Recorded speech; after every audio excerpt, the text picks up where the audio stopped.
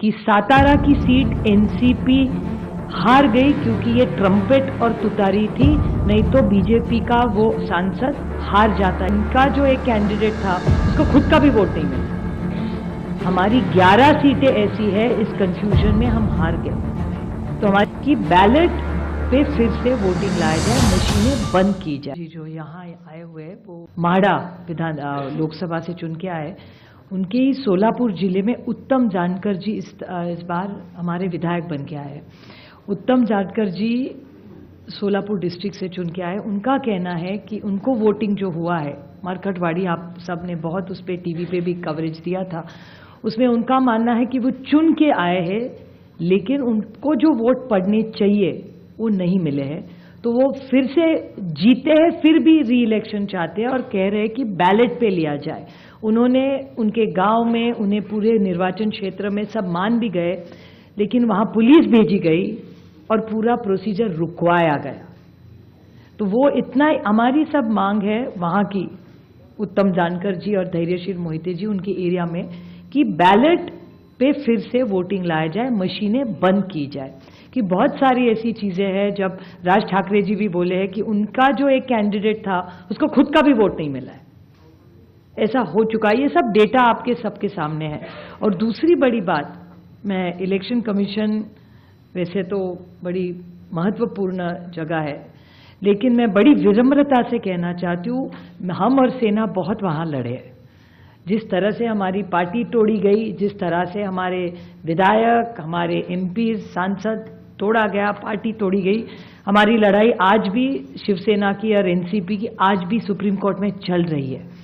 लेकिन और एक छोटी चीज उन्होंने की कि हमें जो सिंबल दिया गया और दूसरा सिंबल तुतारी वाजवणारा माणूस और तुतारी मराठी में, वो एक ही शब्द तुतारी तुतारी उन्होंने किया।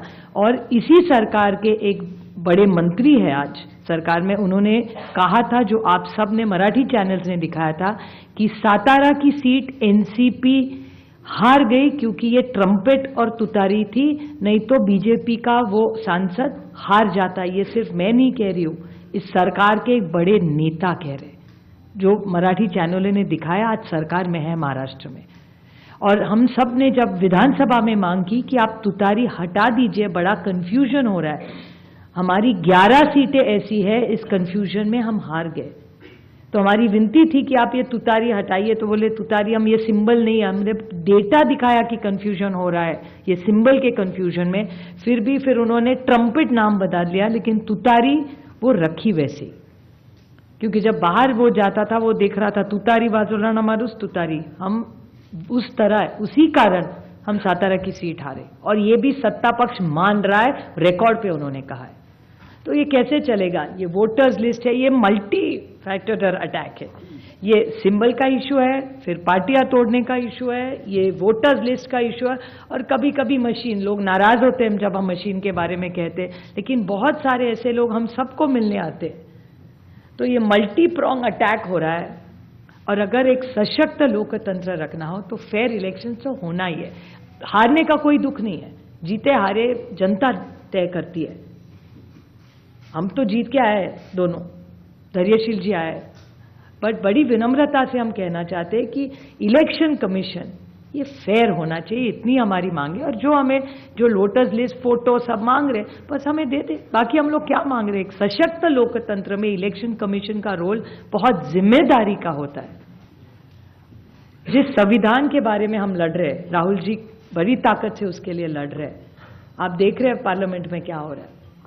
तो वो संविधान बचाना हो, देश बचाना हो, एक सशक्त लोकतंत्र के लिए महात्मा गांधी ने इतना बड़ा योगदान दिया, जवाहरलाल नेहरू ने देश को इतनी दिशा दी, इन सब के मान सम्मान, उनका जो उन्होंने मेहनत करके हम सबको ये हक दिया है, वो पूरा फेयर होना ही चाहिए। और हमारी लड़ाई नहीं है, हम सिर्फ पारदर्शकता चाहते, बाकी हमारी अशाच नवनवीन अपडेट्ससाठी डिजिटल कोल्हापूर चॅनेलला सबस्क्राइब करायला विसरू नका। आमच्या फेसबुक, इन्स्टालाही नक्की फॉलो करा।